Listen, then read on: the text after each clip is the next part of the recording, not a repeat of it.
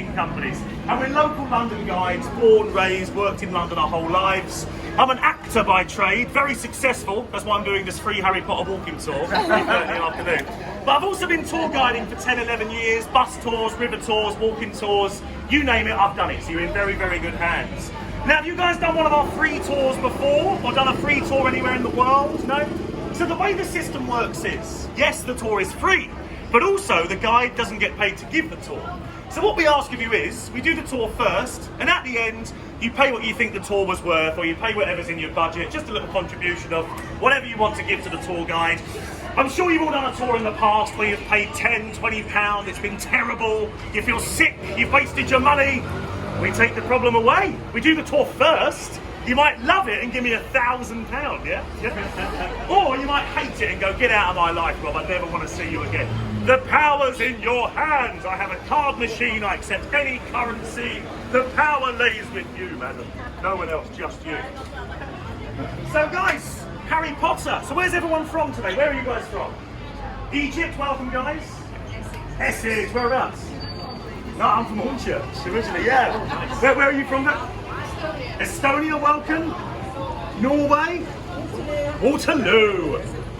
Canada, was that? Yeah, welcome guys. London, yes. Where are you guys from? India, France. India and France, welcome. New Jersey. New Jersey. You guys? Lithuania. US? Spain. Spain? You together, yeah? Where are you from, madam? Israel as well, and yourself? New Jersey, we've got some New Jerseyers. So the reason I ask this, you're all from different countries, different languages, different cultures, but you're all here for one reason, right? To learn about the little boy with the glasses and the scar on his head. Now, so far, Harry Potter's been translated into over 200 languages worldwide. Joanne Rowling, and I'm going to call her Joanne for the whole of this tour, I'll explain why at the end. Joanne Rowling makes about £1 for every book that sells. So far, 500 million books have sold. She's made £500 million just from the books alone. In the late 1990s, Warner Brothers Studios, they bought the rights for the first 3 books to turn them into movies. Guess how much they paid for all 3 of those books? £1 million. Not much at all. £300,000 a book. That's not much at all. These days, the Harry Potter films are third behind Marvel and Star Wars in the most successful franchises of all time. Harry Potter was so successful by the year 2000 that the American pop star Michael Jackson, he tried to buy the rights to put on a West End musical using his music. Imagine like Ron, Hermione and Harry like moonwalking around to like Beat It and Bad. Would have been a very different theatre show to the one we're used to today. Now, one thing we're not going to do, unfortunately, on today's tour, we're not going to get to go to the studio. Now, the studio's in a place called Leavesden. If we were to walk there right now, take us about 5 hours. It wouldn't be particularly enjoyable. But if you do get the chance, definitely go and see the studios. It's actually on an old World War II aeroplane factory. It's where they built the Spitfire aeroplanes in the Second World War. In the year 1991, Warner Brothers bought the factory to use as a studio because the Broccolis wanted to make some movies there. Anyone know what movies the Broccoli family makes? James Bond. So the first movie that was made at the Harry Potter Studios was GoldenEye back in 1994. We've also had the Sweeney Todd film with Johnny Depp that was made there as well, and all 8 of the Harry Potter movies. These days, it's open to the public. You can go and see the set of the Great Hall, Privet Drive, the night bus, the little blue flying car. You can have a pint of butter beer. It's an amazing experience. Definitely go and check it out if you get the chance. Has anyone been lucky enough to see the show? Anyone? No? Well, I do warn you, if you haven't been to see it yet, it's long, ladies and gents. It's 2 separate shows. There's a morning show and an afternoon show. Each show is about 3 hours long. So it's like a 6-hour experience. The tickets are pretty pricey. It's about £200 per show to go and see the ticket. But if you're very lucky, 2 years worth of tickets went in 8 hours. It's since won 9 Olivier Awards. Now, it didn't go to plan initially. The initial plan was for Hedwig to be a real snowy owl, right? And they trained this owl to fly from the actor's arm up to the back of the auditorium, back and forth a couple of times during the show. On the opening show, the owl flew off like it was supposed to and never came back. It just kind of chilled out in the rafters for the rest of the show. So the actors were just stood there like this, Like, he's got an invisibility cloak on, that's what he's got there. So now they've got an animatronic Hedwig, so he's a robot Hedwig from now on. 2018, the show moved over to Broadway in America. Guess how much money it took in the opening weekend in the US? Sorry? A lot. $2.5 million in one weekend of sales over in Broadway.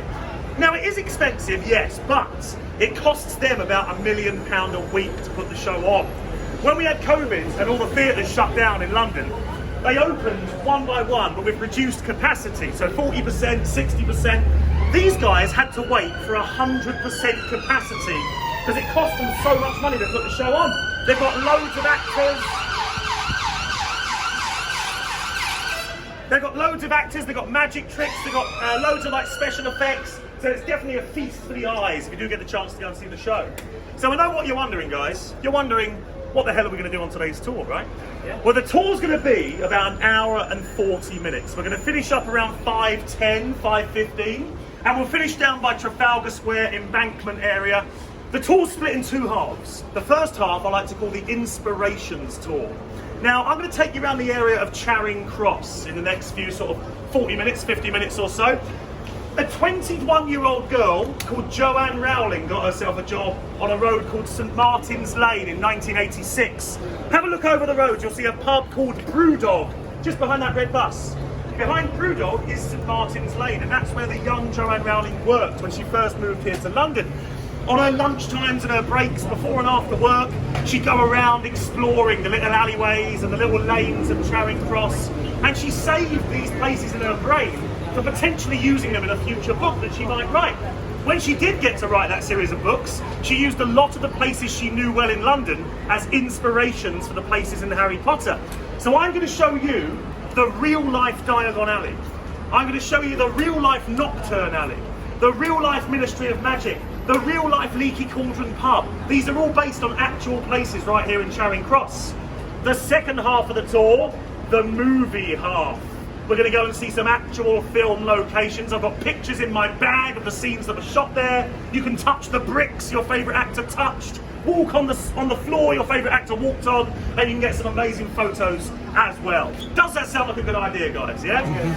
Fantastic. Well, before we move away, just a bit of health and safety. The tour's about just over a mile. It's not particularly long. I'm not going to be legging it, like running around. I'll be keeping a nice leisurely pace. Do keep an eye on this umbrella. I'll be holding it up like this when we walk around. I'm also half giant like Hagrid as well, which does help for these walking tours. If you do need to leave at any point before the end, that is absolutely fine. Just do please let me know. Otherwise, I'll be worried that I've lost you somewhere in the little mean streets and alleyways of Charing Cross. So guys, if you'd like to follow me, we're now going to make our way down to our first location, Leicester Square. And just a little heads up, I'm going to be running a general knowledge test as we go around the Harry Potter tour today. So get your brains plugged in, ladies and gents. Please follow me this way. Algo muy interesante de esta obra es que se divide en dos. Son dos partes. Vale, chicos, de este lado, por favor, atrás conmigo, circulito, circulito bonito, por favor. Con las manitas y todo, por favor. Ya está. Mira qué bonito, sí, que estamos todos. I'm sorry.